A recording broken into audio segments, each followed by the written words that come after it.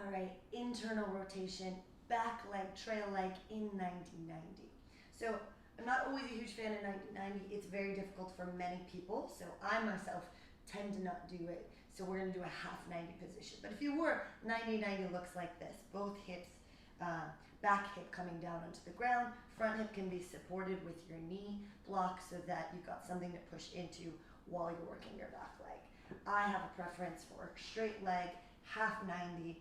I can focus on my back leg and I can lean back. I've got closing ankle problems here, so I want to make sure that my hip stays open. I don't want you to feel the stretch anything up front. The stretch is happening in the posterior chain. So if that's not the case for you, make sure you're doing those other variations. If you don't know them, holler. So since I've been working my pails and rails here, I want to see what my ability, I want to make sure I'm still working my strength. So if I was to do my lift off, it would look like this. Start to press down through your knee.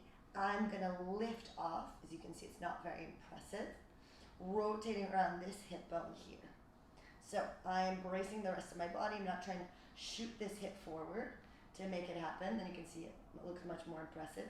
But I'm trying to challenge myself in this position. Your internal rotation is everywhere. Here, here, here, here, here, all the way back there. So you can do this anywhere that makes it feel like you're working posterior chain here. So I'm going to bring it here.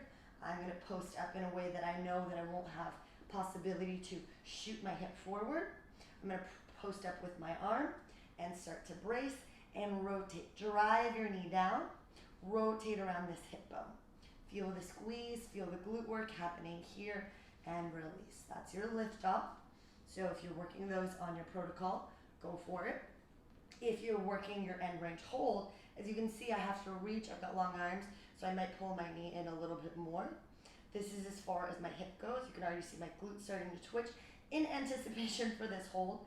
Brace your body. It doesn't matter if I'm tipping over. As long as I'm not crunching into my side body using a lot of spine, nothing else should feel this work except for the hip. Push your knee down. Start to brace the rest of your body. Hold here. Hold, pulling in, dragging in, squeezing, squeezing, squeezing, challenging with the finger. So if you have a big gap like I do with how far you can lift up and then how far you can pull your leg, you want to close that gap. So working the end range holds and your lift offs to work to close your flexibility and mobility gap.